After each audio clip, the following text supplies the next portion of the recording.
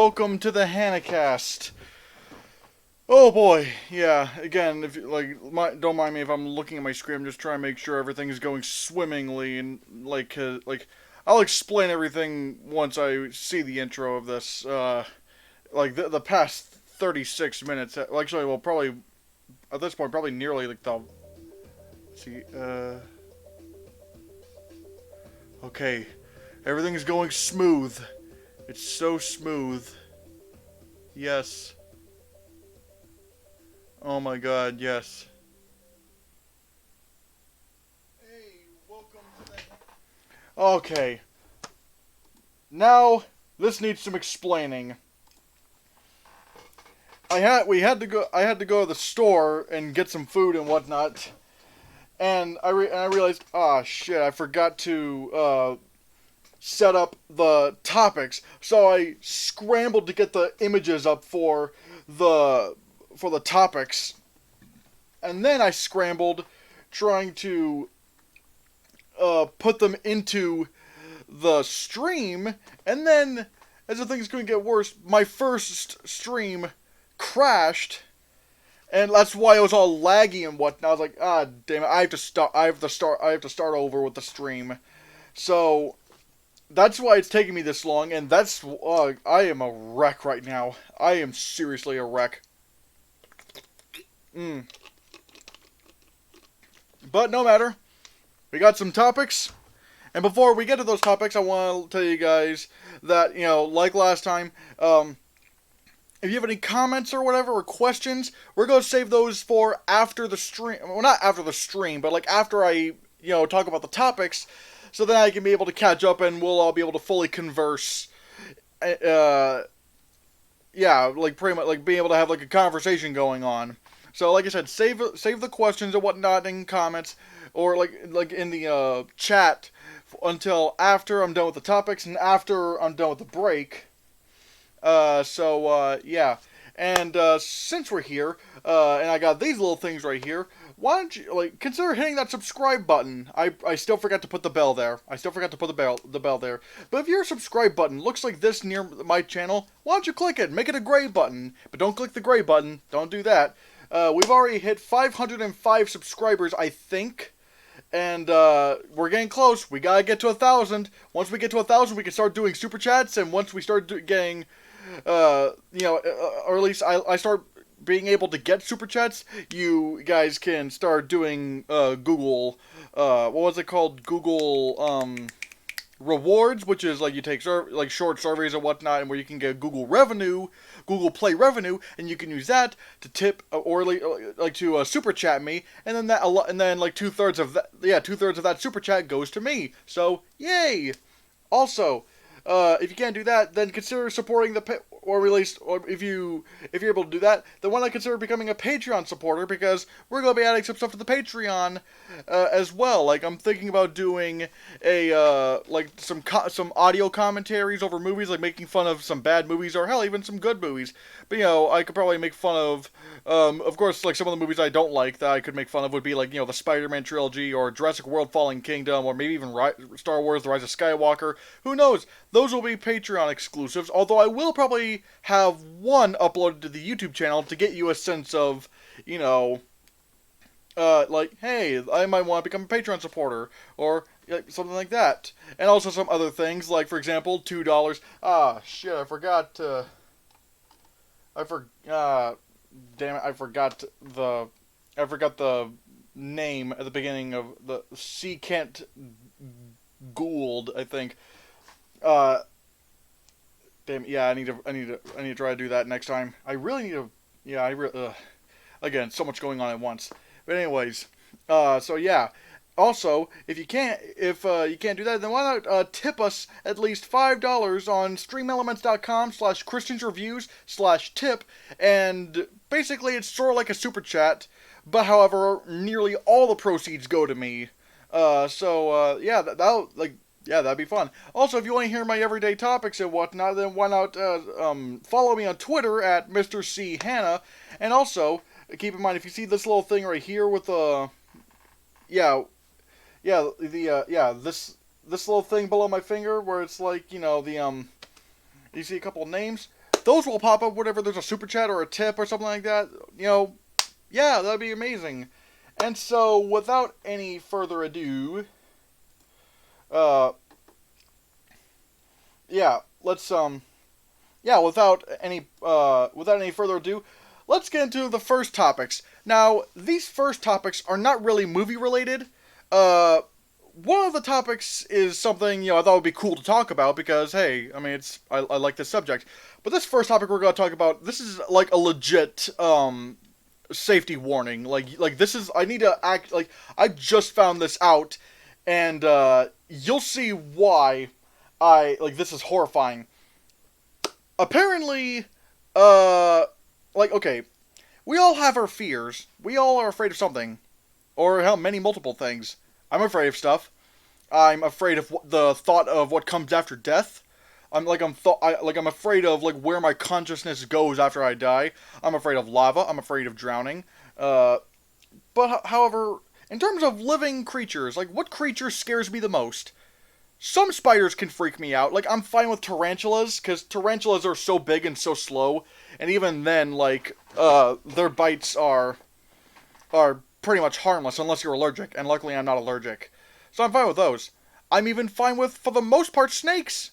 I mean, I'm fine with, like, if they're not, like, if I know they're not venomous, and I know, like, basically, if you were to hand me, like, a ball python, or, like, or a sand boa, or a garter snake, or a king snake, I'd be fine. I mean, I'd be a little bit nervous, especially if it's, like, a wild one, but I'm not deathly afraid of snakes. And I'm not deathly afraid of spiders, except for, like, the ones that are, like, really fast, like spiders that kind of move, like really skitter on the ground and are kind of big. Like, I can handle a black widow spider. I mean, not the venom. If I were to be bitten by a black widow spider, I'd be dead. But if it's like a wood spider, which aren't, I'm not going to make any claims. I don't know how deadly wood spiders are, but, like, they're pretty fast, and, like, that freaks me out. Not because of how deadly it is, but because of how, fast it is or whatnot. But there are some animals I am scared of. I'm scared of centipedes. I'm scared of hippos. I know, Kristen's afraid of hippos. Watch those fuckers run, alright? You try to watch a hippo run, and you'll see what I mean. Good God.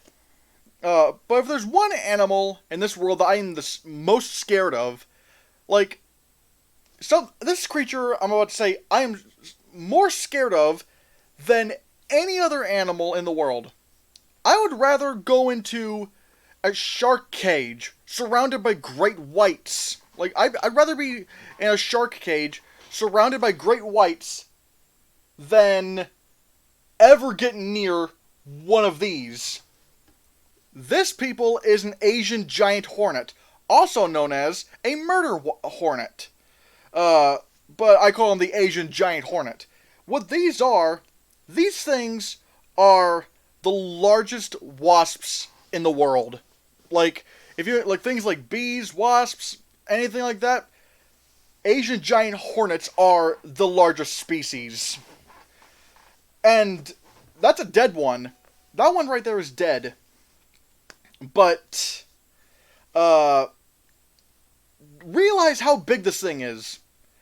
That thing is like maybe this big, maybe bigger.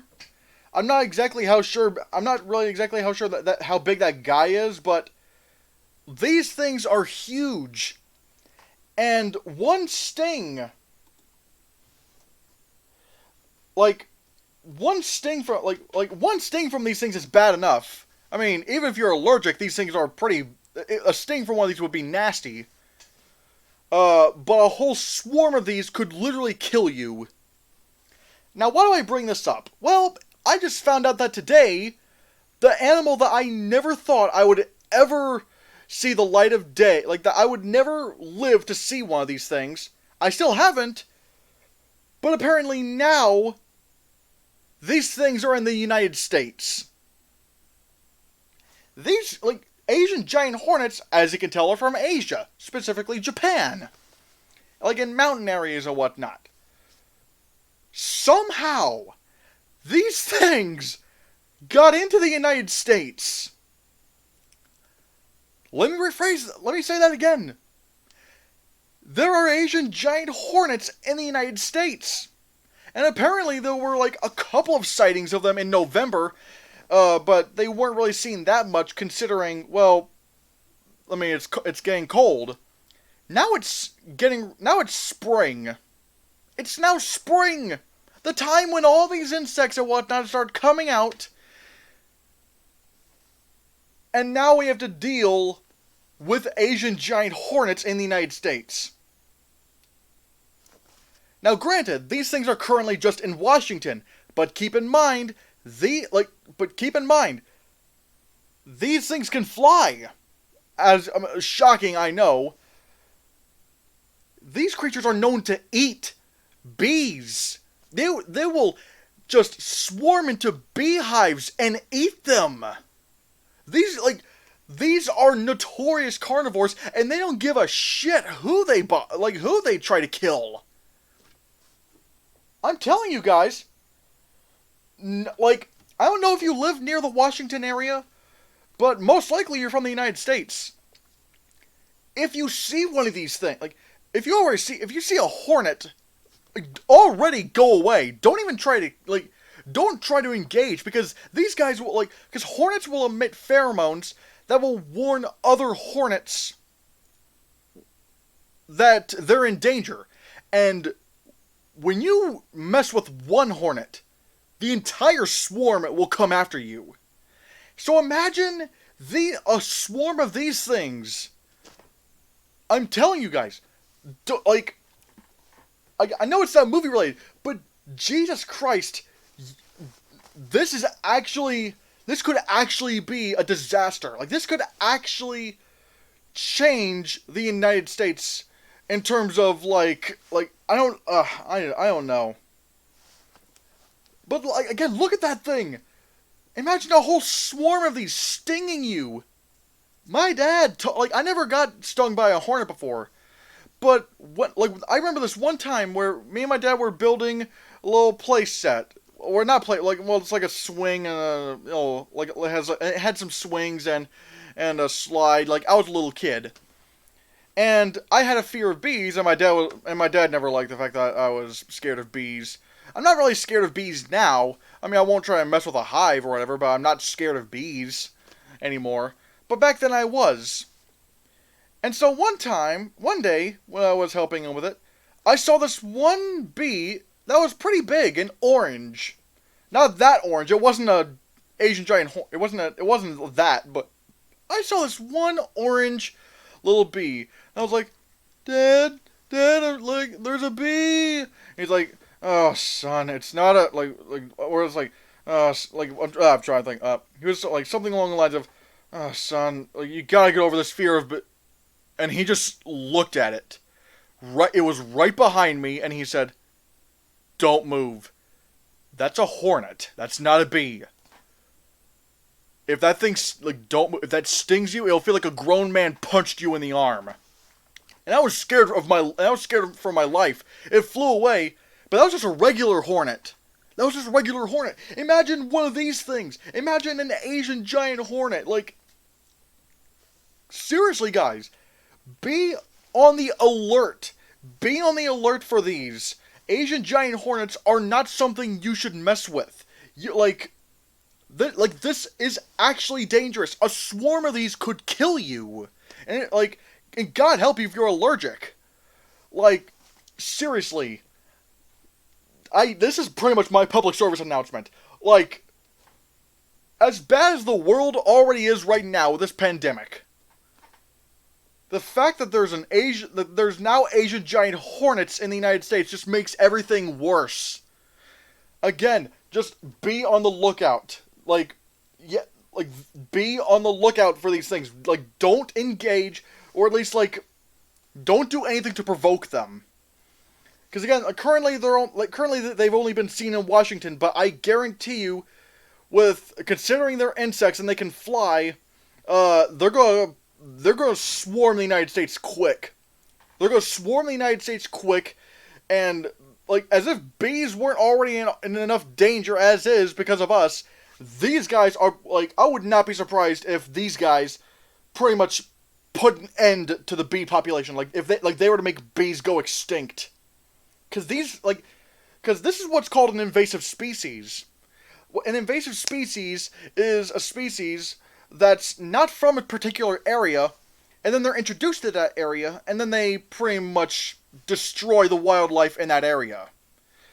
The same thing, the same thing happened with dingoes. If you know what dingoes are, they're dogs in Australia. Yeah, they're like wild Australian dogs. They weren't originally from Australia. They were just regular dogs that early settlers in Australia brought in, and ever since then, they've wreaked havoc on Australia. And they've hurt the population of many species there. And these things could, Asian giant hornets could do that too. And again, it's probably worse because, again, these things can fly, they're insects, so they can populate really fast and quite the quantity, but these will go after the base level creatures, like bees and other insects. And then once they do that, that affects other creatures that eat those creatures, and then so on and so forth. These guys will go after the the lower tier levels of the food chain and start affecting the entire United States animal species, kingdom as a whole. This is not something to be joked about. This is actually a catastrophe. I don't think it's likely, but I hope to God these entomologists or pest people or whatever, I don't know, if they can get a control of this population of Asian giant hornets.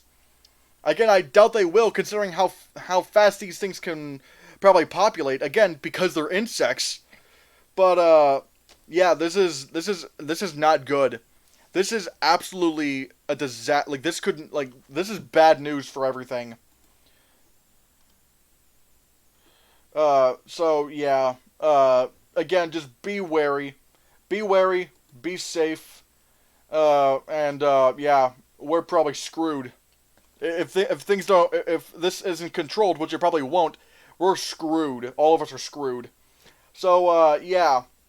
What are your thoughts on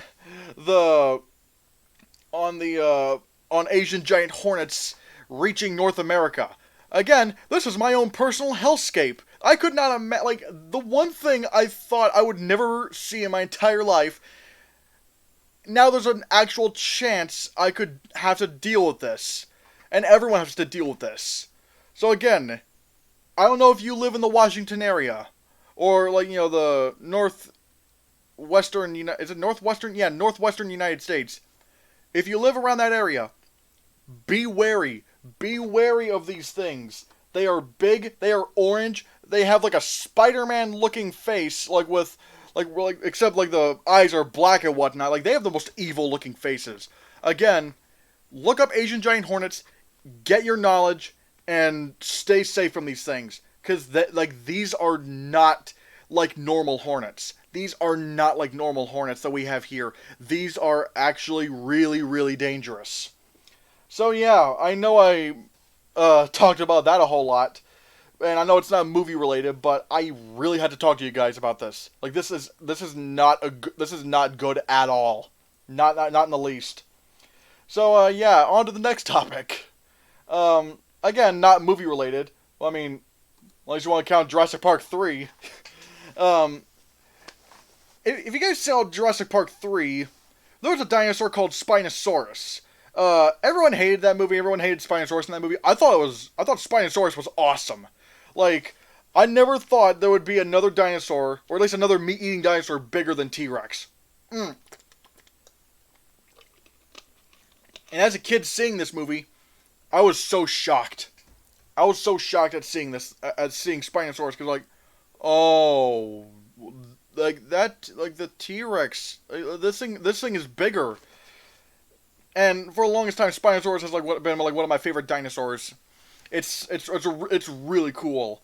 I think it is currently the largest meat-eating dinosaur to ever live. Around 50 feet long, maybe more. Um, this thing was a monster. However, this past decade has been especially strange to Spinosaurus because, well, before I go into that, I need to give you some context with the creature because originally there was like a skeleton, like a few bones of Spinosaurus in like way like in the early 1900s. But however, those bones were destroyed in World War II because because there was like someone like I don't know who it was, but like basically a museum was bombed and it destroyed the entire. At the time, all the remains we had of Spinosaurus. And so we didn't really know a lot about this creature, but at the time they thought it looked like an Allosaurus or a T-Rex with like a sail on its back, like kind of a round nose and whatnot. Then later on, by the time Jurassic Park 3 came out, they realized, oh wait, this thing like they found a few fragments of its skull, and found out, oh wait, this thing had a crocodile like snout. So that changed the perspectives up a bit.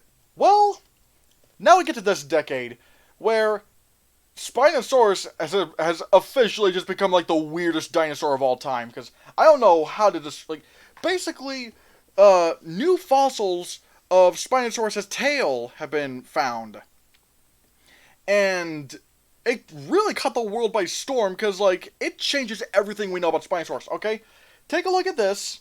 This is what at least like 10 years ago, or actually no, more like 20 years ago, we thought Spinosaurus looked like. Now it looks like, now scientists think it looked more like this. Like, yeah.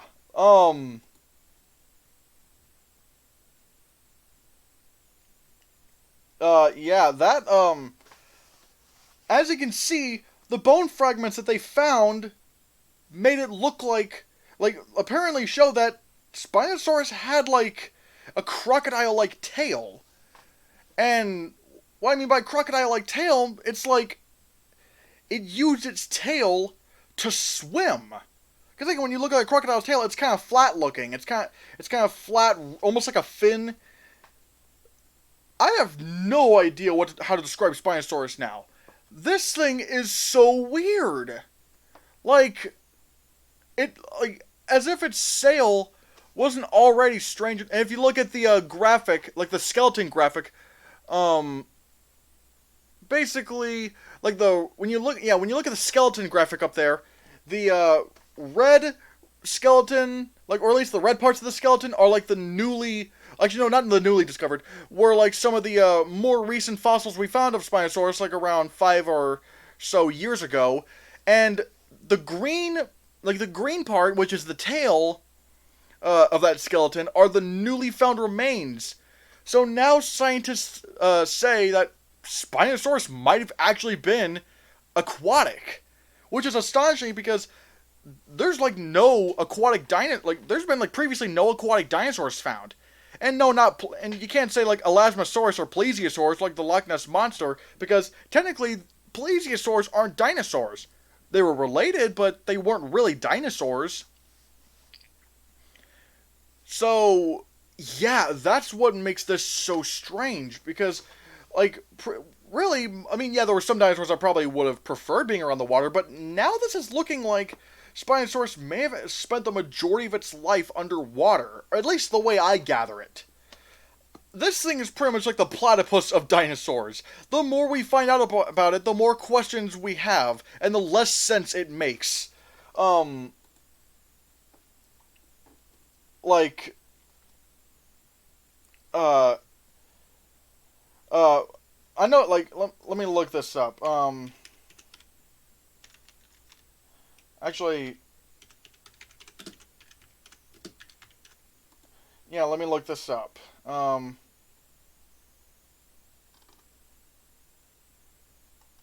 Because if I am not mistaken, if I'm not mistaken, I think Spinosaurus actually was the largest meat-eating dinosaur on record. Like, let me look this up. Man, I'm really I'm really professional here, aren't I? Again, this thing. Yeah, it's still looking like Spinosaurus was the largest meat-eating dinosaur because again, and again, keep in mind, with an aquatic creature like this, it's starting, like, it does kind of make sense that this would be the heaviest of the meat-eating dinosaurs. Because, when you look at most animals that are aquatic, they are pretty heavy. And they kind of need a little bit of, like, how do I explain it? It would make a lot of sense for the largest meat-eating dinosaur to end up being aquatic. Really think about it. The only reason why the blue whale is able to get as big as it is because it lives in the water. And being on two legs on land would probably be too much for Spinosaurus. Which is probably why, like, scientists have started thinking maybe it was a quadruped, maybe it wasn't, I don't know. But again, the fact that, like, the theorizing that it was aquatic probably actually does make the most sense, when you start piecing together, okay, this could be the heaviest meat-eating dinosaur of all time, so an aquatic lifestyle would actually kind of benefit the weight of it, which would mean that the creature is probably heavier than we initially thought, because again, these creatures need that kind of buoyancy. They need like the kind of buoyancy to swim around underwater and whatnot. So, like, it really is it's honestly astonishing. Spinosaurus. It really is astonishing seeing that, like, how much this creature has changed. 20 years ago, we thought it looked like this, and now it looks completely different. I mean, we still got the crocodile snout, but everything else about this animal is just insane. It really is insane, this creature. So, yeah, what are your thoughts on what we now know Spinosaurus to probably be? Let me know your thoughts in the chat, or at least, once I get to the part where, I start answering questions, and we'll go on from there. Our next topic is gonna be for my most anticipated movie of next year, The Batman. The reason why I'm so excited for this Batman movie, one, Matt Reeves is directing and I think is he writing this? I'm not sure. I know for sure he's directing it. And if you know Matt Reeves, he directed the first Cloverfield movie, and he directed the last two Planet of the Apes movies. And I really loved War for the Planet of the Apes. I thought that movie was absolutely brilliant. Oh god, it's so wonderful. And so now he's doing a Batman movie, starring Robert Pattinson as Bruce Wayne / Batman. I know a lot of people complained about this, and if this were 2012, I would have been complaining too. But damn, I now seeing Robert Pattinson's, filmography now, like with The Lighthouse. Guys, if you haven't seen The Lighthouse, I think it's on Amazon Prime. Check out The Lighthouse. He is incredible in that movie. But how, and like also there's the rest of the cast is looking really good too. Andy Serkis as Alfred, Zoe Kravitz as Catwoman, Jeffrey Wright as Commissioner Gordon, Paul Dano as the Riddler. Who else did they got? Oh yeah, Colin Farrell as the Penguin. What was it? John Turturro as Carmine Falcone. This movie's looking really, really good. But however, amongst the pandemic, the release date has been pushed off to October 1st, 2021. And if I'm being honest, I think that's really fitting. For one, I don't think we've had a Batman movie released in October. I mean, correct me if I'm wrong, but I don't think we've had a Batman movie released in October. And not only that, but if you remember, Joker did pretty well with that October release date. When it released in October. And made over $1 billion. and it caught everybody's attention. It definitely caught the whirlwind of the Academy, considering it got 11 Oscar nominations, including Best Picture, and winning Best Actor and Best Original Score. I'm not saying The Batman is going to get nominated for Best Picture. I'm not. But I do like the idea of pushing this closer to award season, and this really, like, and plus I kind of like spreading out the comic book movie theatrical window. Not all of them need to come out in the summer.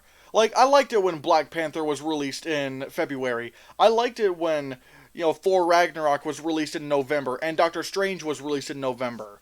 And of course, you have the summer movie season. I like having comic book movies year round. Oh, and let's not forget about Spider-Verse being released in December. I like the comic book movies just coming year round. Where, like, every season we get to look forward to another comic book movie. And I feel like having the Batman release in 2021 or October of 2021 is a smart move. I'm really excited for this movie, and I really cannot wait for the Batman. Looks like we're gonna have to be waiting a little longer. Man, I've this yawning. But yeah, what do you think of this pushed off release date? What do you think of the Batman in general? Let me know below in the chat, and yeah. One of my most anticipated streaming service ever was Disney Plus. I could not wait for Disney Plus. I was literally anticipating the moment Disney Plus would launch. And it's great. It met pretty much all of my expectations. I mean, it was kind of buggy for the first few days, but it worked. It eventually worked. Now we have, but however, like my next on the list of most anticipated streaming services is HBO Max, Warner Media's streaming service. And now we have a release date for that as well. May 27th. Whoop whoop. Yeah. I am excited for HBO Max because I just love the idea of taking of studios taking their movies and pretty much just making streaming services based around their company as a whole. So like how Disney Plus just encompasses Disney, Pixar, Marvel, Star Wars, National Geographic, and some Fox titles.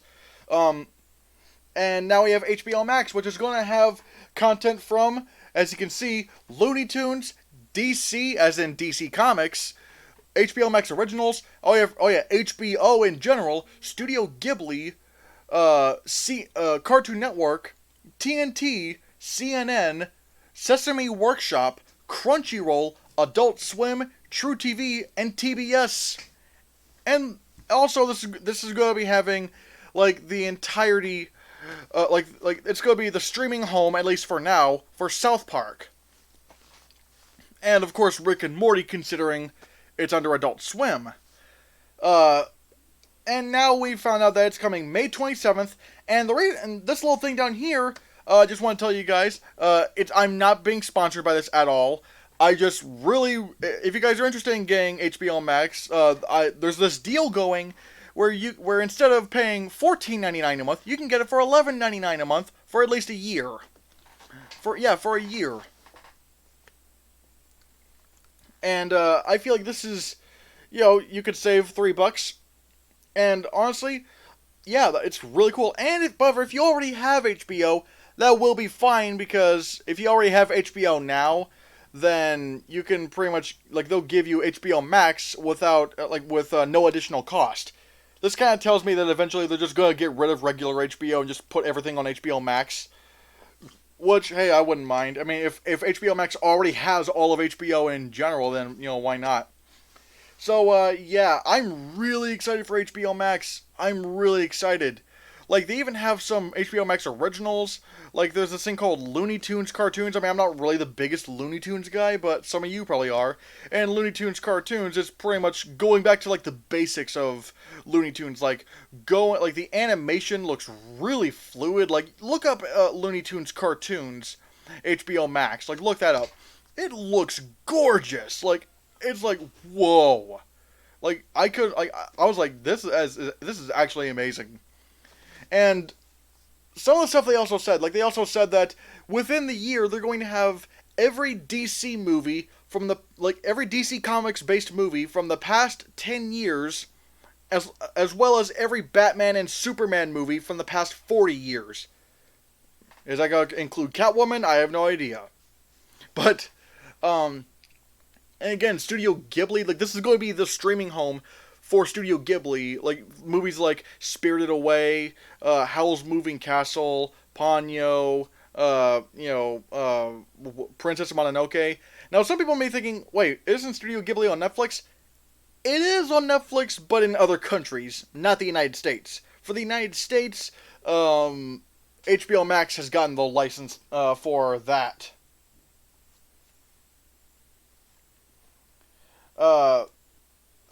Yeah. And of course, it's going to have like, oh yeah, it's also going to have start releasing some Adventure Time specials. Like, like I think the first one's going to involve BMO or something. And of course, I'm wondering how much of Cartoon Network they're going to have, because I would love to see if they get like almost like the entirety of Cartoon Network. I'm going to lower this down a bit. Beep. And again, like also True TV. I don't know if you know me, but I love like Impractical Jokers and Adam Ruins Everything. So like this is like that's like heaven. I could binge Impractical Jokers all day. Like that show is so funny. And again, Adult Swim, you have Rick and Morty. I know Rick and Morty is like a big thing. I mean, I love Rick and Morty, even though I haven't really seen a lot of season 3. Wait, wasn't season 3 or season 4? I don't know. But yeah. And of course, if you're an anime fan, you're gonna really love Studio Ghibli. You're gonna really love Crunchyroll.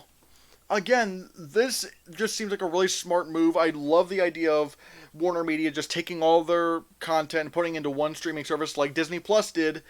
And I'm hoping they'll just roll back the DC Universe streaming service into just putting it into HBO Max. Because like, what's the point in DC Universe if they don't have all the movies from the DC Universe? Like, really, what's the point? And I do want to see some of those shows like Titans and Harley Quinn and Doom Patrol. Well, actually, Doom Patrol, they did say will be on HBO Max. But I want to see Harley Quinn. I want to see Titans. I want to see... I'm curious with Swamp Thing. But like, I just hope... I hope those will be on HBO Max as well, because that would be the smart move, in my opinion. So, yeah, guys, what do you think of HBO Max coming?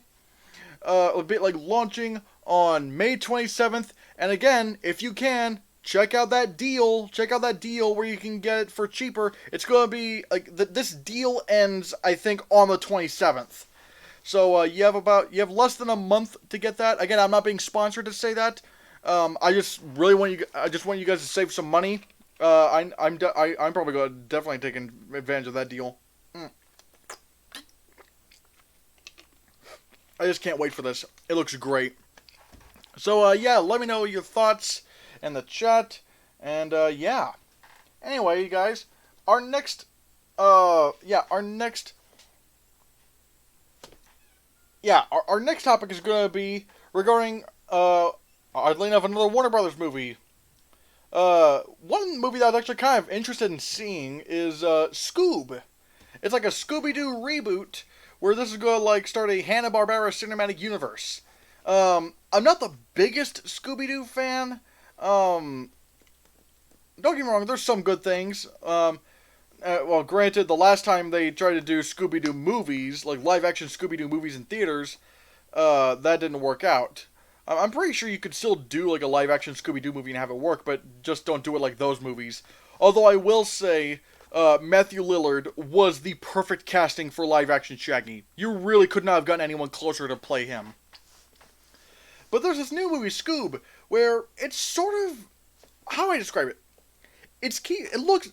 from what it looks like, it's keeping in spirit of the original, but, however, it's making a lot of changes. Like, for example, they're kind of modernizing the way the characters look. Still, like, in spirit they look similar, but they don't look like they're coming from the 60s. And even the way they sound, you can still tell it's those characters, but however, they're still modernizing it. Like, for example, Shaggy.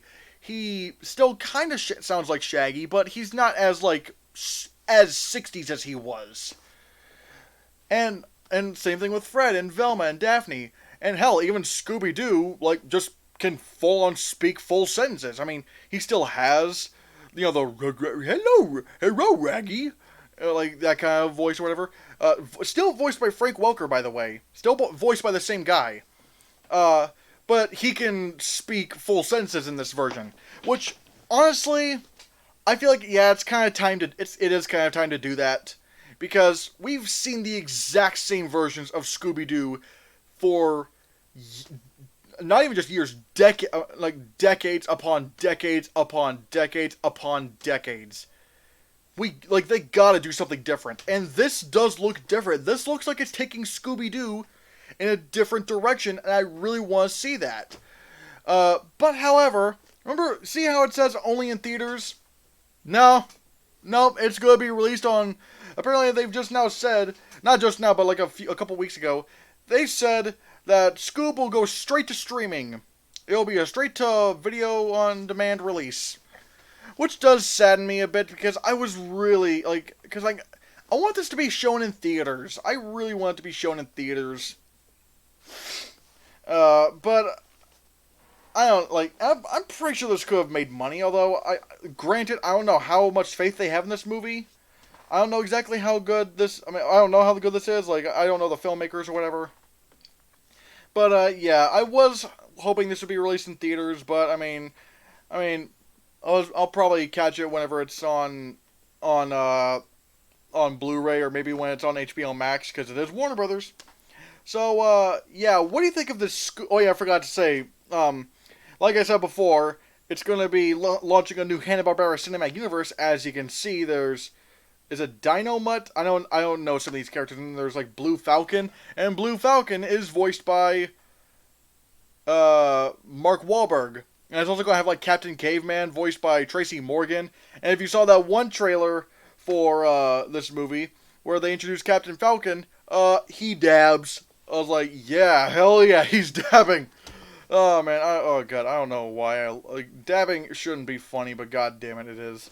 So, yeah, what do you think of this new SCOOB movie? Are you excited to see it? What are your thoughts on it coming to, video on demand? Let me know your thoughts, and, yeah. Our next topic is gonna be regarding, I don't really talk that much about anime, because I don't watch that many animes. But one that I did watch, at least I watched season 1 of it, was One Punch Man.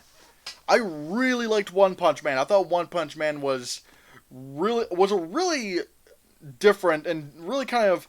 I really like the plot of this. Basically, if you don't know what One Punch Man's about, One Punch Man is about this hero named Saitama, who he's pretty much invincible. Like, nothing can hurt him. Nothing is a challenge. And every time he punches somebody, it just kills them.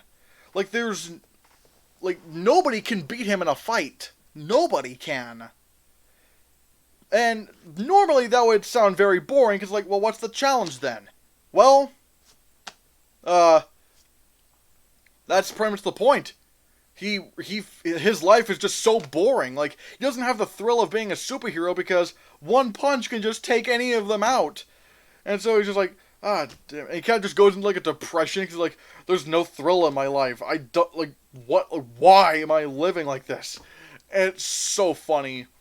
And that's really what makes One Punch Man so unique. One Punch Man's, it takes a concept that really would be boring, but then turns that boringness into the plot.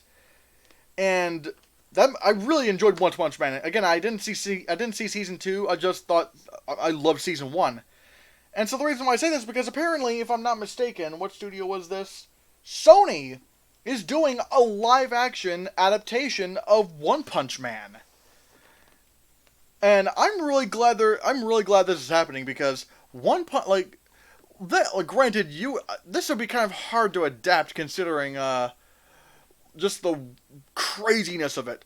But I think if this were pulled off right, if you just went with a tone, a really comedic tone, you could probably pull this off, because, like, I mean, for example, look at the costume in the movie Shazam. No one can take that costume seriously, so they made it a comedy.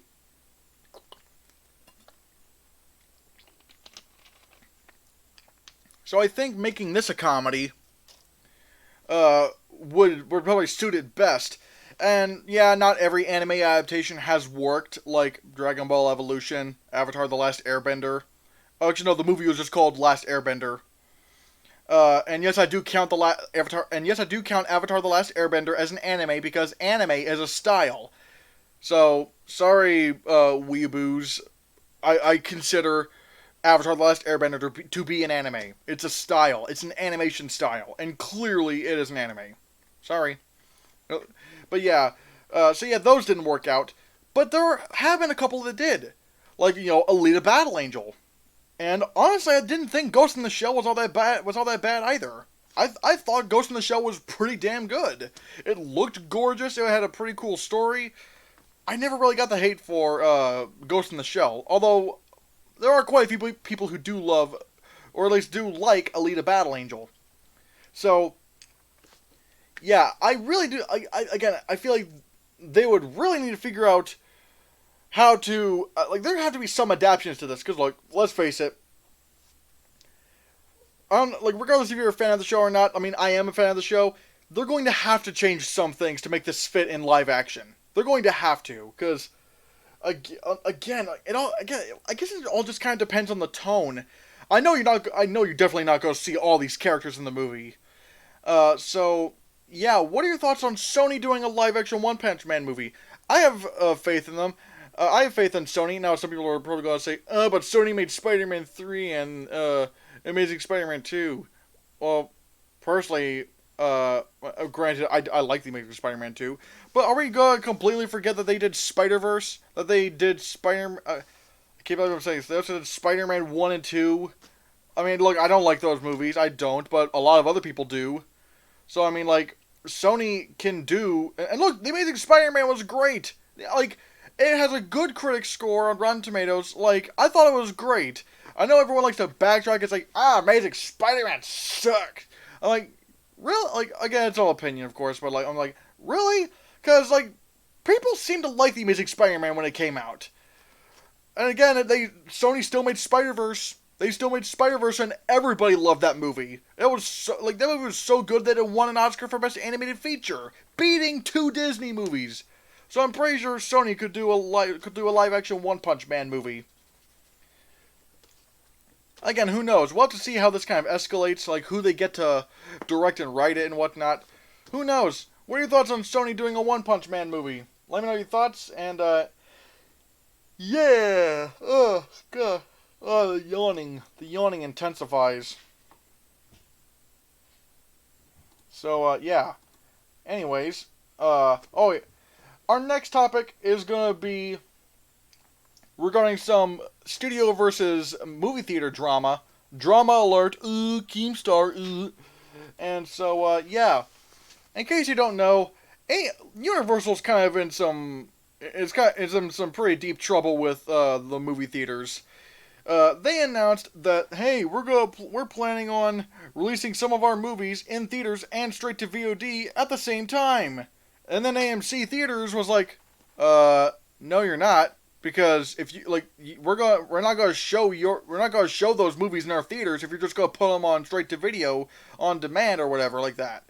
And I'll explain why.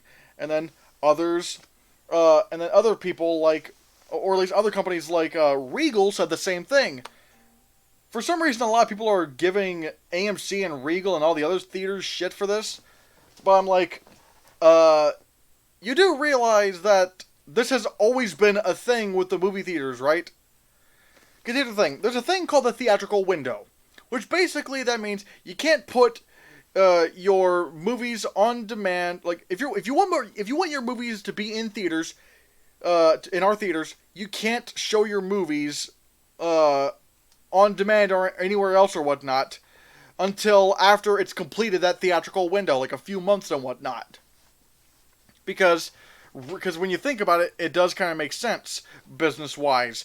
I mean, if more people start doing the on-demand stuff, then less people are going to go to the movies because, you could rent, let's say, Sonic the Hedgehog for like $20, and which is, depending on where you are, that's more expensive than a movie ticket.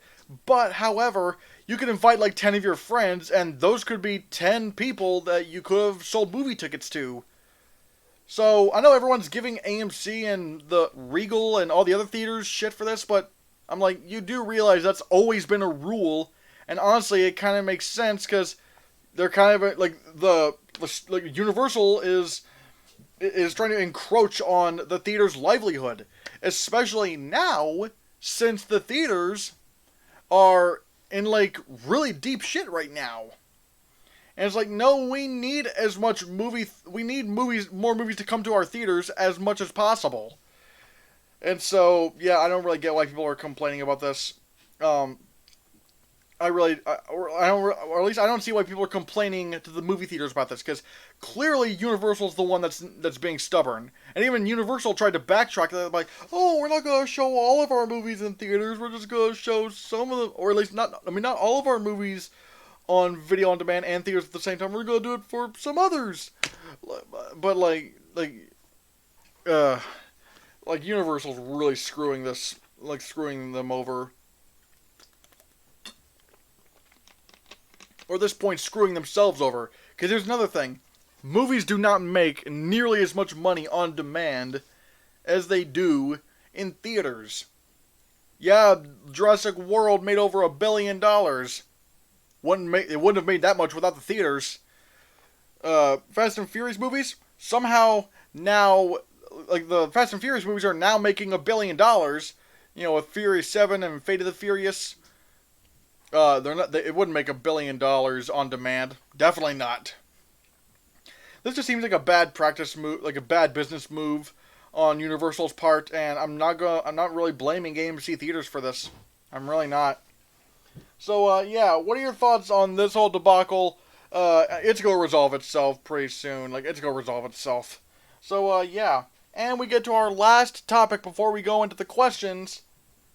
Oh boy, oh joy, Disney has announced a couple days ago a new live-action remake.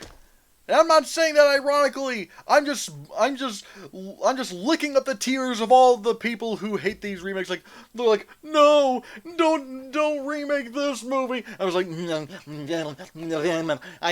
give me the remakes, give me the remakes.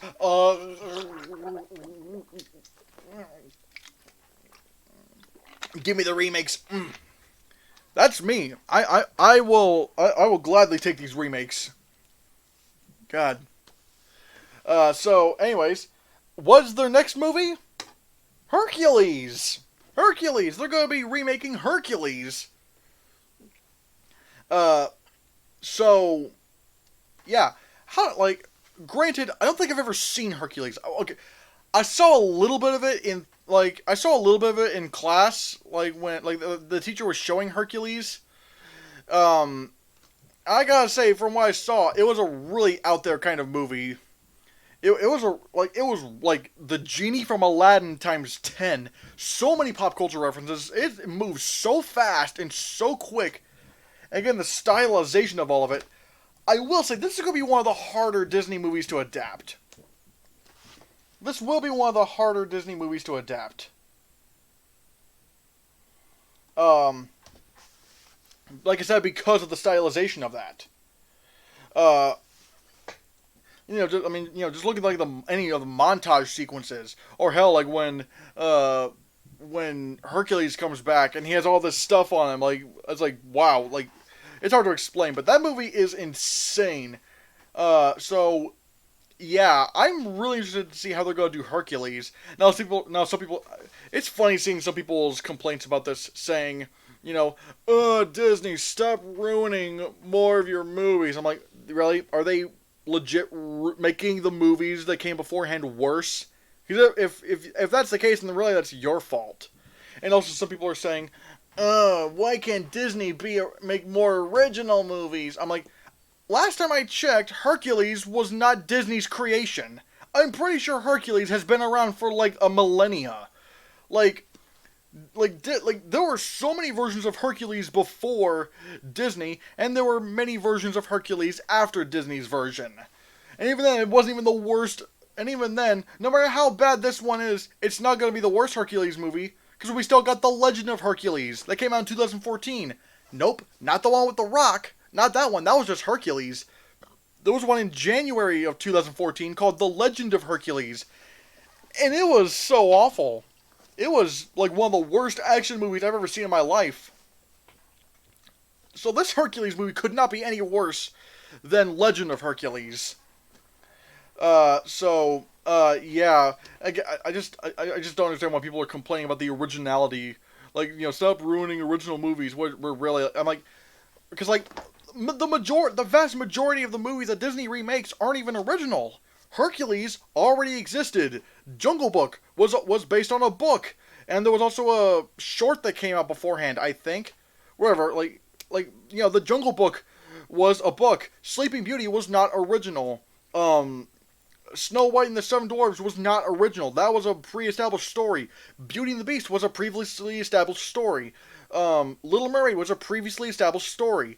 Aladdin, yeah, that's a story from the Arabian Nights stories that came out that were around way before the movie Aladdin. Oh yeah, Mulan. Mulan was not an original story. Hell, even The Lion King wasn't original, because it was, when you look at The Lion King, it was pretty much a combination of two things. One, Kimba the White Lion. Like, just look up Kimba the White Lion. There's a lot of visual similarities to The Lion King. And in the story of Lion King, it's pretty much Hamlet with lions. So, like, I'm not saying that makes The Lion King any worse. I'm not saying that. The Lion King is still an incredible film, and it's still one of my favorite movies of all time. But let's face it, The Lion King is probably the greatest ripoff ever made. Because, like, being a ripoff does not in of itself make a movie bad. If you're going to be a ripoff, at least be a good ripoff. And The Lion King was a good ripoff. It's a fantastic ripoff. But let's not deny ourselves, it was a ripoff. So, yeah, again, I don't really understand people complaining about the originality of Disney when really Disney was never really that original to begin with. Like, so many of their movies were adaptations of other stories. So, yeah, like, the fact that they're doing Hercules, I'm not really, I'm looking forward to this. I'm really interested to see how they do this. Man, like, at this point, I'm kind of wondering what is the least likely Disney movie to get a remake. I don't know. Well, actually, I do kind of know. I mean, hell, I might say that, once we get to the questions and whatnot. So, yeah, guys, what do you think of, before I end this, some people have posted, like, fan castings of Hercules, like, what they would cast the characters as. Personally, I'm like, as long as you cast a good actor and whatnot, I'm fine with it, but some of these are pretty creative. Like, for example, one person said, hey, why not get Danny, like, some people are saying, why not get, Jeff Goldblum to play Hades, in which I'm like, that would be a very different Hades, but that would be really funny, because, like, just imagine, Hercules, the son of Zeus, no, I don't want you interfering with my plans, so, you're gonna have to step off, or I'll probably have to kill you, alright? I can't do a Jeff Goldblum impression, but it's just imagining him as Hades is so funny. Also, but the biggest fan casting that people are making, that people were screaming online saying, cast this person in Hercules. More than Hercules himself, more than Hades, more than any of the other characters, people really want Jennifer Hudson to play one of the muses. And if you don't know what those are, the muses are pretty, it's those ladies, they're in Hercules saying, Hercules! Like, they're really, like, those ladies. People are really wanting Jennifer Hudson to be one of the muses, which would be, which, again, I'd be fine with, but again, I don't even know if they're making this a musical. They never said this was a musical. I mean, who knows? But, I feel like it would probably be best to make this a musical because, uh, if you're not gonna make it a musical, then I mean, it's kind of just all. Then it's kind of already just another Hercules movie. So I mean, you might as well. I would probably suggest just go all out with Hercules and make it a musical, in my opinion. But who knows? What do you think of Disney remaking Hercules? And so yeah, all right, guys. Before we get into the live questions, uh, before I get into the live questions, we're going to take a little break. Yeah, we're going to take a little break. So yeah, use the bathroom, get yourself a drink or anything like that, or any snacks or whatever. Because yeah, the second part of the show is gonna be answering questions. So yeah, see you in a bit.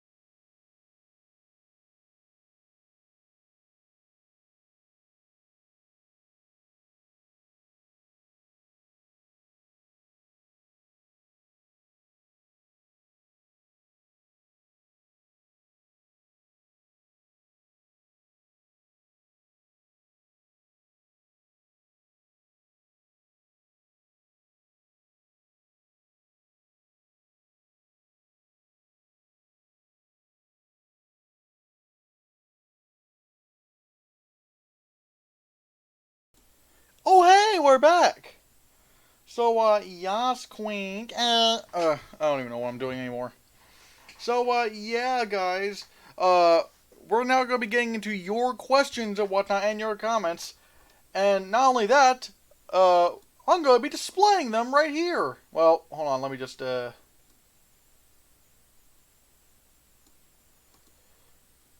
yeah. Actually, let me just, this is the great thing about working live is that you all get to see every single detail, every single mistake I make. Yeah, there we go. Now let me just scroll up. Actually, let me replace the live chat and whatnot. So, yep, here we go. Okay. So next one up personal says, "Hi everyone." Hi. Pokesaur says, "Hello." Hello. Pokesaur says, "Is it better now?" Yep. Pokesaur says, "My button is purple."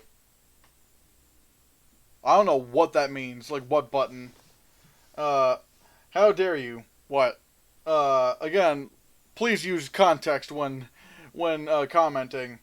I used to fear spiders, but now I'm okay with them. See, yeah, like, I'm mostly okay with spiders. Or at the very least, like, again, it depends on the spider. Like, I'm not afraid of tarantulas. Like, tarantulas, I'm fine with. And even then, I wouldn't be scared to hold a black widow that's on a stick. Again, don't do that. That's stupid, unless you're an entomologist. But, like, black widows kind of don't really move that fast. Now, again, something like a wood spider, they move quick. So it's like, ugh. So yeah, Pokesaur says, "The animal I fear the most are orcas." Well, I wouldn't want to be in the water with one. That's for damn sure. Hippos are worth fearing. Yes, they are. They are indeed worth fearing. I know about Asian giant hornets. I watched a lot of stuff about them. They bite the heads off of praying mantises. Oh, not just that. They will eradicate any bug species around. They are bastards. Like, those guys are the worst. So just like, ugh. They are absolutely horrifying. Let's see. Murder Hornet, scary name. Yeah, it is a scary name. And pretty appropriate as well. Eat bees? Yes, they do eat bees. Yes, they eat bees. They will swarm into beehives and they'll just eat them all. Like, they have no, like, they don't have any hearts. I mean, biologically they do, but Asian giant hornets don't care about anything. They're bastards. They're the most evil sons of bitches. 2020 first month threat 2020 first month threat of World War III. Second month, Australia is on fire. Third month, you know what is going around. Now he has hornets invading. Again, not just hornets, Asian giant hornets. Invasive species. They don't need to be here. They are not supposed to be in the United States. God, that's just because, like, this could actually do harm. Like, that could actually do harm. Yes, be on the alert, lol. I'm happy to know you know your animal facts. Oh yeah, I love animals. I know a lot about animals and whatnot. In fact, if anything, I only got into movies somewhat recently, like 10 years ago. So, yeah, and I've only been giving movies a real shot ever since, like, 2014. So, yeah, I'm always I'm always changing. The only Jurassic Park 3 is the only Jurassic Park movie I haven't seen yet. If you have Xfinity Internet, I don't know if you do, but if you have Xfinity Internet, there's this thing you can get called a Flex Box. Just one is free. Any others are like $5 each a month. But one, if you do have Xfinity Internet, they have a streaming box called the Flex, Xfinity Flex, and you can get one of those and it's free. Again, just one. And basically with that you can have things like Netflix, Hulu, Amazon Prime, HBO, YouTube, and for Flex customers, and right now, exclusively for Flex customers, they have this thing called Peacock, which is NBC Universal streaming service, and it just so happens to have Jurassic Park 3 on there. So, if you can get Xfinity Flex and get the streaming box, if you can get the Xfinity Flex and if you can get Xfinity Flex, the Xfinity Flex streaming box, you'll be able to have Peacock if you have Xfinity Internet. Again, it depends. It's kind of crazy, but yeah, I would suggest checking it out and doing your research and whatnot. I loved Jurassic Park 3 and Spinosaurus. It is my favorite dinosaur. I used to love Jurassic Park 3. I think it's pretty good. Not the greatest. It's not amazing. But, however, I don't think it's as bad as everyone says it is. I mean, it's certainly better than Jurassic World Fallen Kingdom, in my opinion. Ugh. Ernst Stromer was the person who found it. Damn, I was gonna talk to you in person about this. Are you talking about, the guy who discovered Spinosaurus? That's a fact. That's a big tail. That was a big tail. Spinosaurus was the longest meat-eating dinosaur, but T-Rex was actually heavier. Well, how do I explain? Well, I mean, I did kind of explain, it really is up for debate, but I do think Spinosaurus is still probably heavier than T-Rex. Because, again, an aquatic creature like that's probably going to need some blubber. It's probably going to need some blubber. Or at least, again, we don't even really know what skin this creature had, but it just keeps getting weirder and weirder. I'm willing to probably bet the thing is heavier than T-Rex. Because, again, what meat-eating dinosaur would be, that's bigger than T-Rex would be able to stand on land? Because if this thing is aquatic, it would make sense for it to be bigger than T-Rex. So, yeah. I volunteer at a museum, and I get to talk to some actual paleontologists. You probably meant paleontologists with an S. You're making me geek out. Yes, I'm making you geek out. The paleontologists I've talked to said they don't believe in the new Spinosaurus for reasons only a paleontologist will understand. I have to explain it in person. I don't know what paleontologists you're talking to, but if these are paleontologists, how do I explain it?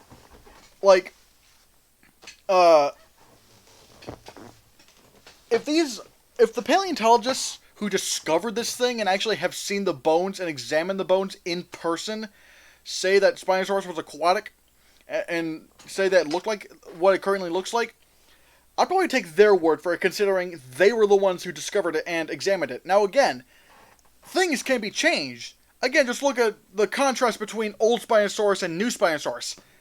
Information changes like that. But right now, I probably would suggest listening to what the paleontologists are saying, what the paleontologists who discovered these new bones are saying. Because, again, they've seen the bones in person and have examined them in person. Those paleontologists that you're talking about, they're probably, let's face it, they're talking about Spinosaurus from an outside perspective. And so I'd probably take I would personally take the advice of the people who were there firsthand. That's what I'm saying. I don't know most of the actors. I have no idea what actors you're talking about. Sorry. Doctor Who is also going on to HBO Max. Oh yeah, you're right. In fact, quite a bit of BBC shows are going to be on HBO Max. I don't really watch Doctor Who, but for those who do, hey, that'd be great. The only anime I have seen is the ones based. The only anime I have seen is the ones based on games like Sonic and Kirby. You probably meant the only anime you have seen in person are the ones based on games. But I mean, yeah, those are animes, or at least yeah. But isn't it a good thing to have more movies streaming and on demand than in theaters? You probably meant on demand. No, it's actually not good, because that takes the money away from the theaters, and again, studios don't make as much money on streaming than they do in theaters. So again, even now with Trolls World Tour didn't really do all that well on streaming. I mean, Universal claims it does, but but Forbes actually did the math And really, no, Universal still lost money on Trolls World Tour because of when they put it out on streaming. Now, would it have made more money, uh, you know, if it were actually released in theaters? I have no idea. But, it just does not make good business sense. It just does not make good business sense. So, no. It would be a bad thing for the studios. It would be a bad thing for the theaters. It would just not be that good. It would just not be a good idea, business-wise. So, no. I'm wondering about the cast of the new Hercules. I'm wondering that too, but I think more importantly, I'm wondering who are they getting to write and direct it? Because you can get the best actors possible. Like, for example, the new Dumbo. Dumbo had, like, Eva... Was it Eva Mendes? I think it was Eva Mendes. And they also had Danny DeVito and Michael Keaton. But then look what happened with Dumbo. But even then, Tim Burton's a really good director. So like, I don't know how Dumbo went wrong, but it all depends on who's directing it, who's writing it, and I feel like that's a little bit more important than the cast. Although I am interested to see who the cast is going to be. Question time after the break. Basically, yeah. Displaying the comments is kind of risky. Someone could say anything. Yeah, you are right. You are right. That is a possibility. Okay, I'll change it to top chat, and not potential spam.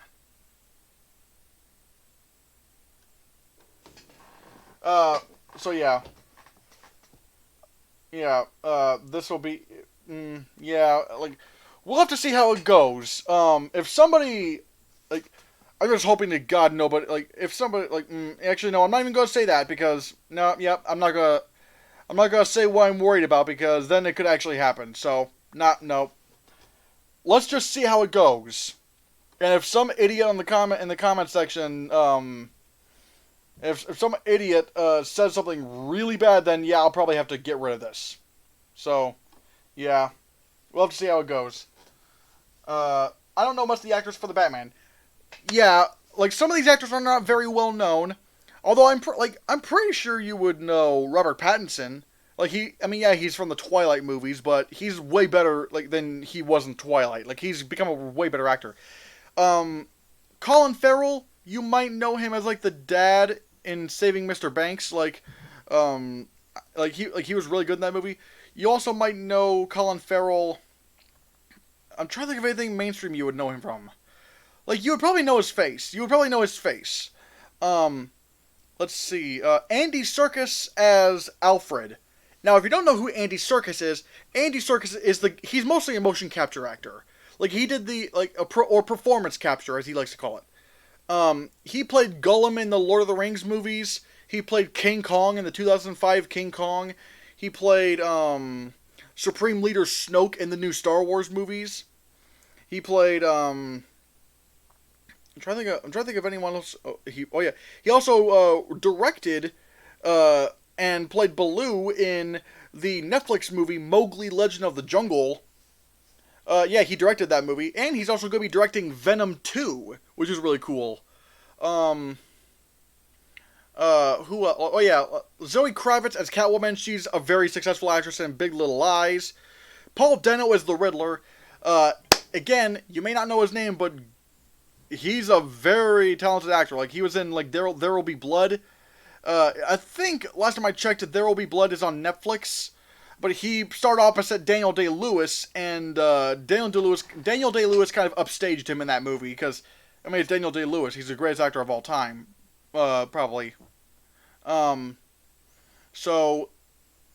also Jeffrey Wright as Commissioner Gordon. He's on Westworld. But here's the thing. These may not be the most well-known actors, but they are talented as hell. And I'm really excited for that. They're not going for the biggest names. They're going for some of the most talented names. And so I really like that. Yeah. When I said my button is purple, I was joking about the sub button. And Jurassic World Fallen Kingdom does suck. So yeah, my button is purple. The sub button. Oh yeah. Sorry, I don't really know how to. I don't know how to react to that. I'm just bad with words. Paleontologists estimate that T-Rex is heavier. It's really complicated. It's really complicated.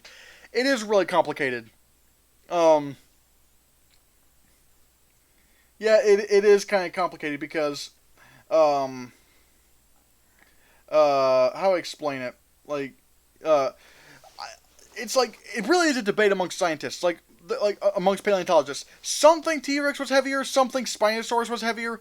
I'm more on the side of Spinosaurus was probably heavier, especially now with the new knowledge that it was aquatic, or at least probably aquatic. Because again, a big creature like that needing the support of the water would probably make a lot of sense. Because that thing is like when you look at Spinosaurus, it's way too front heavy. Like when you look at Spinosaurus, it's like if you mean what I mean by front heavy is like the front side of its body. There's no way the backside of its body could support that weight. It would have to be aquatic.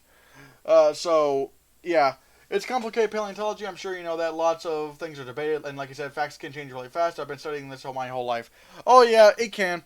Like I said, I still think Spinosaurus was still probably heavier than T-Rex. Again, just looking at like the aquatic lifestyle it probably has, I think it's probably heavier. Mm. But we'll have to see how much everything goes on because like we discover new fossils every year and whatnot. Hell, every day. So yeah.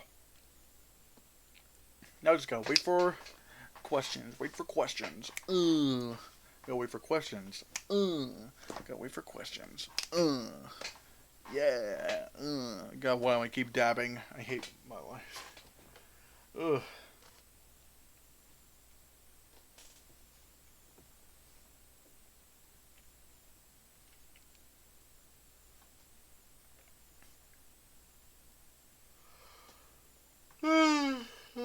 God, I'm yawning.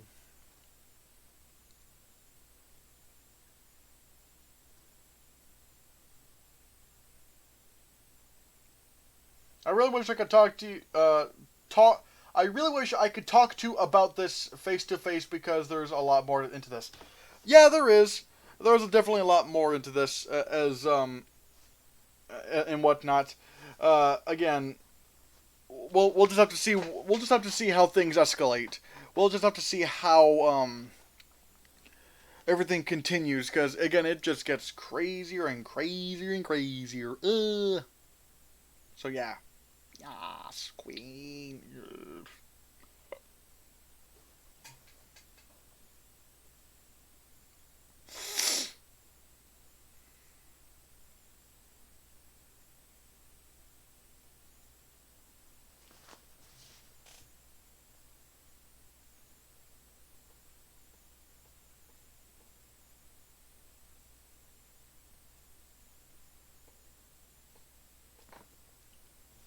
I think okay. Nick's Wendell Personal says I think Pocahontas can't be remade. Can it? It could. Would it be a good idea? If anyone was going to try to tell the story of Pocahontas again, it would definitely not be Disney. Like they would not want to try to touch that again. I think probably. Who knows? Like if they were going to do Pocahontas again, they would have to do it so differently. Again, it's just again, it's kind of complicated. It really is because the story of Pocahontas was actually kind of tragic. So like, I don't know if they're gonna want to touch that again. So who knows? Talk to you. Damn, I'm not together right now. It's fine. We all make our grammar mistakes. I know I've made mine. But oh yeah, in terms of Disney movies that really probably wouldn't be remade, I'd probably say the least likely Disney movie to be remade until a live action movie, and I think I know what it would be. Home on the Range. Some of you probably never heard of that movie, but Home on the Range is probably never going to be remade because and I'll tell you why. 3 things. 1, it's not a movie so nice it's worth telling twice. Like The Lion King, yeah, that movie's amazing, but no one likes very little people like Home on the Range. Okay, well, maybe it's like Brother Bear, where, the movie wasn't so great, but maybe there's some untapped potential in there, right? No? I mean, I can imagine Brother Bear being remade into live action, because there's some good ideas in that movie. It's just they need to execute them a bit better. But what can you do with Home on the Range? Like, there's nothing really you can do with Home on the Range where it's like, oh yeah, let's try that differently. No. And even then there's a third thing, which technologically, what could you do with Home on the Range? Like, what can you do with the technology and whatnot that could be really innovative? Well, I can't think of anything. It's Home on the Range. Yeah, I think Home on the Range would be the least likely Disney movie to be remade. Okay, Pokesaur says, the reason I want to talk to you about this so bad is because I'm very passionate about this, if you couldn't tell, and I want to make sure no misinformation is being spread. I don't think I'm not spreading misinformation. Again, it's all theory. We don't, some scientists say it's Spinosaurus that's bigger, some scientists say it's T-Rex that's bigger. Again, at this point, it's all up for theory. It's all up for discussion. Uh, again, I theorized that Spinosaurus was bigger and heavier because, again, like I said, if it has a more aquatic lifestyle, then it would probably mean this thing is a little bit more buoyant and would probably be a little bit heavier, like a whale. I mean, nowhere near as heavy as a whale, but yeah.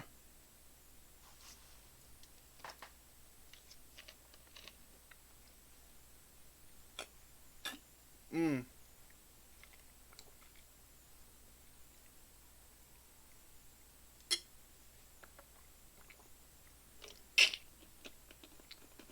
Ah. But yeah, as I said before, Home on the Range is never going to get a remake. It's not. I believe Disney's going to try to remake most of their animated movies, but there's no way they're going to do Home on the Range. If they do, I will actually be shocked. I will actually, my jaw will actually drop to the floor if they announce Disney's going to be remaking Home on the Range. And if they're going to do that, it's probably going to go straight to Disney Plus. It would not be a theatrical film because there's no way you can make money on Home on the Range. Hell, Home on the Range was already kind of a massive flop. Let me look up Home on the Range. Home on the Range. Let me look this up. Home on the Range made $145 million on a $110 million budget. And seeing as how a movie needs to make around 3 times its production budget in order to be considered successful, that would mean that Home on the Range would have had to make $330 million in order to break even. So, Home on the Range lost money. Also, $110 million? Are you shitting me? The Lion King didn't cost that much. The Lion King was already, the original Lion King had a budget of $60 million. Why did Home on the Range need $110 million for its budget? That does not make any sense. That's just stupid. Oh god, and Home on the Range stars Roseanne Barr. Ooh, that's not good. So, they're never going to do Home on the Range. I guarantee you that. The last I'll say about it is that you should try to talk to an actual paleontologist in person. They'd explain a lot better than I could.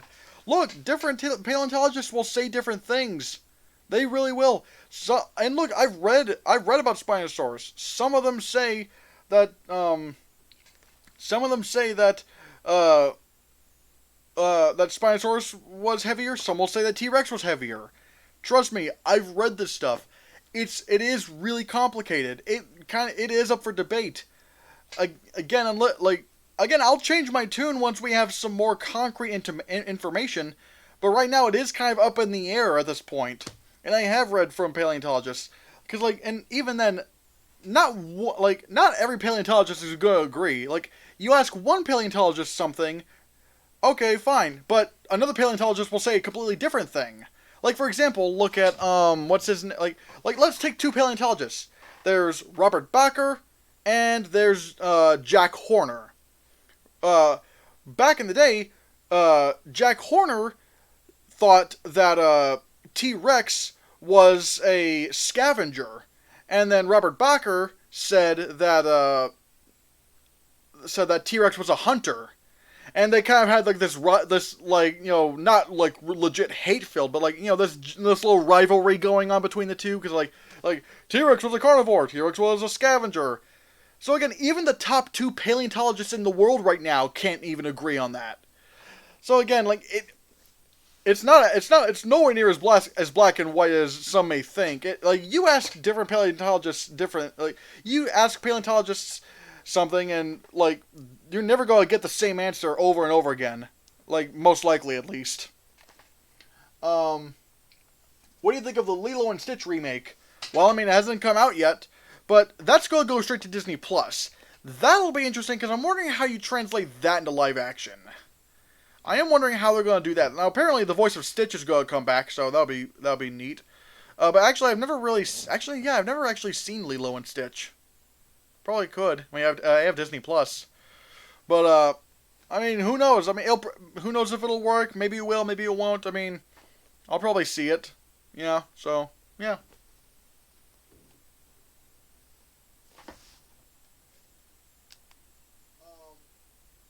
What do you think of the Lilo and Stitch?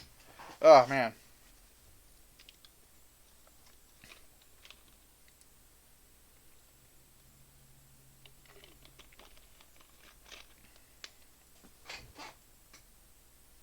Some people fear that they can remake movies like Toy Story or Frozen.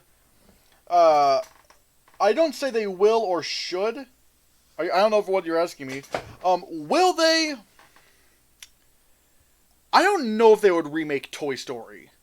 Now, granted, Toy Story is Pixar, but Pixar is Disney. I don't know.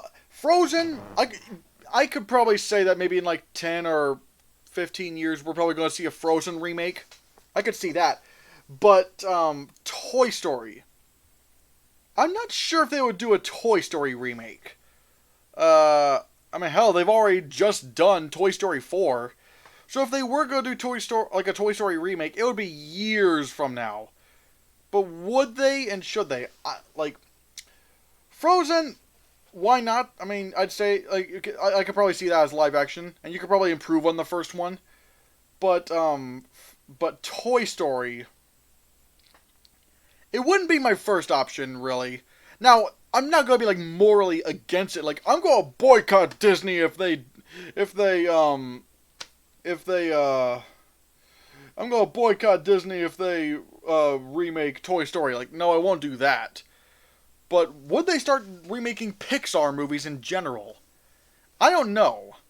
I don't know. I could see The Incredibles being remade because like that The Incredibles is something that can translate to live action. But Toy Story, I don't know because like the characters already look like toys. They already kind of look like toys. Like, how are you going to make that into live action? Because, like, they're already toys. So, like, I'm not exactly sure. Nick Swanto Personal says, I don't think so because it's already computer animated. Again, I don't think that's getting in the way of it because, again, I could imagine them one day remaking Frozen. But, I just don't know about Toy Story. Because Toy Story, like, the characters are already toys. Like, it's just like, Again, I could probably see them doing, Incredibles. Like, because the Incredibles can translate to live action because, hey, it's superheroes. But I just don't know if they would do that. I'm not sure. We'll have to see. Definitely not as impossible as something like, Home on the Range, but who knows?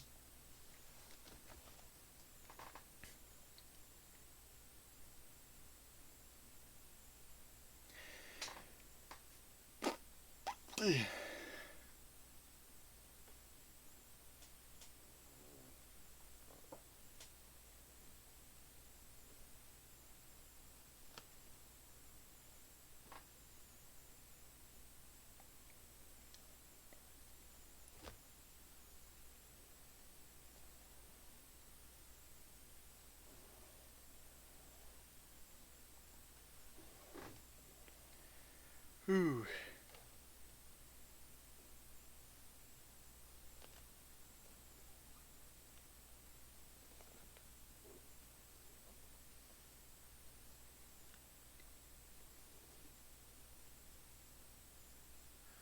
Beep, beep, beep, beep.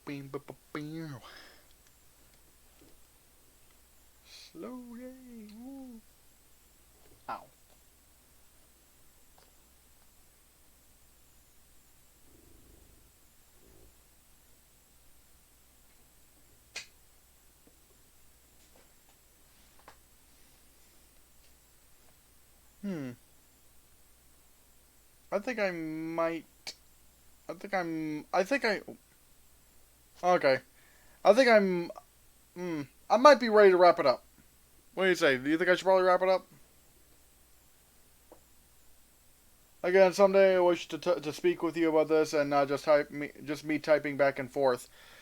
I mean, like I know it's a really complicated thing, but again, not every paleontologist is going to agree on everything. Like, it really is a thing that's going on right now. But yeah. All right, guys. I think I might try to wrap it up here. Yeah. Um, yeah. Anyway, guys. Unless someone sends in like a last minute question, this has been the Hannahcast. This has been the Hannahcast episode 18. Yeah. I'm going just a little reminder. If you guys want to support me on Patreon, we have that. $2 a month gets your name in the beginning of my videos. Well, maybe not this time, but I forgot because I'm an idiot. And also, $5 a month gets you all that plus all the other tiers, including what was it like? Like audio commentaries for movies and whatnot, like me roasting movies and whatnot. So that'll be fun. Click that subscribe button so that you can, be subscribed to my videos and whatnot. And click the bell icon. There's a little bell down there. Click the bell so that you can, be notified of when I have new videos or live streams coming up. Also, because hey, we want to be able to get 1,000 subscribers, and once we hit 1,000 subscribers, then we can start doing super chats, which will be very helpful in supporting the channel. Yeah. Also, if you can't do that, tip us $5 at streamelements.com/ChristiansReviews/tip. And again, that's supporting the channel. And if you just want to see me, talking about random stuff on Twitter, you can follow me on Twitter, which is at Mr. C Hannah with some underscores. Again, that'll about do it for the Hannahcast, everybody. So yeah, stay fresh, people.